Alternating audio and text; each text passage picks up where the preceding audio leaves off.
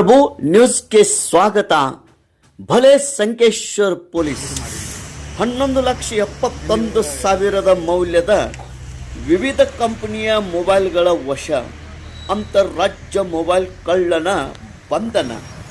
ಸಂಕೇಶ್ವರ ಠಾಣೆಯ ಪೊಲೀಸರ ಕಾರ್ಯ ನಿಜವಾಗಿ ಶ್ಲಾಘನೀಯವಾಗಿದೆ. ಅಂತರರಾಜ್ಯ ಮೊಬೈಲ್ ಕಳ್ಳನೊಬ್ಬನನ್ನು ಬಂಧಿಸಿ ಆತನಿಂದ 11,71,000 ಮೌಲ್ಯದ ವಿವಿಧ ಕಂಪನಿಯ ಮೊಬೈಲ್ಗಳನ್ನು ವಶಪಡಿಸಿಕೊಳ್ಳಲು ಸಂಕೇಶ್ವರ ಪೊಲೀಸರು ಯಶಸ್ವಿಯಾಗಿದ್ದಾರೆ. ತೆಲಂಗಾಣದ ರಾಜ್ಯದ ಸಂಗಮೇಶ್ವರ ಕಾಲೋನಿಯ ನವೀನ್ ಸಂಪತ್ ತಂದೆ ಕೃಷ್ಣ ಸಂಪತ್ ಬಂಧಿತ ಆರೋಪಿ.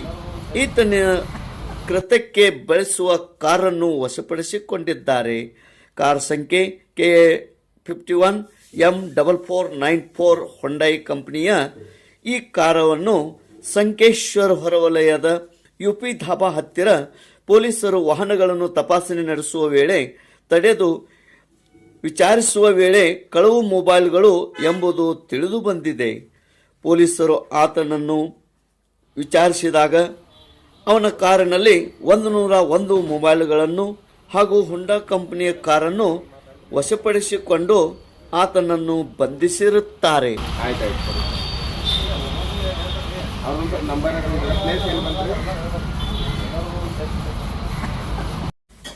ಈ ಒಂದು ಕಾರ್ಯಕ್ಕೆ ಗೋಕಾಕ್ ಡಿಎಸ್ಪಿ ಶ್ರೀ ರವಿ ಡಿ ನಾಯ್ಕ್, ಸಂಕೇಶ್ವರ್ ಪಿಐಗಳಾದ SM ಔಜಿ ಅವರ ಮಾರ್ಗದರ್ಶನದಲ್ಲಿ PSI RS ಖೋತ್ ಹಾಗೂ AK ಸೊನ್ನದ್ ಸಿಬ್ಬಂದಿಗಳಾದ HB ಮುರ್ಕಿಭಾಮಿ, SL ಗಳತ್ಗಿ, SA Kamble, SM XMB, BT Patil ಇವರ ಈ ಕಾರ್ಯಾಚರಣೆಯಲ್ಲಿ ಪಾಲ್ಗೊಂಡಿದ್ದರು. ಈ ಕಾರ್ಯಕ್ಕೆ ಜಿಲ್ಲಾ ಪೊಲೀಸ್ ವರಿಷ್ಠಾಧಿಕಾರಿಗಳಾದ ಡಾಕ್ಟರ್ ಭೀಮಾ ಶಂಕರ್ ಗುಳೇದ್ ಅವರು ಶ್ಲಾಘನೆ ವ್ಯಕ್ತಪಡಿಸಿದ್ದಾರೆ.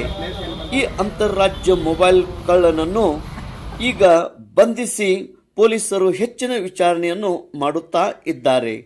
ತೇಜ್ ಪ್ರಭು ನ್ಯೂಸ್, ಸಂಕೇಶ್ವರ್.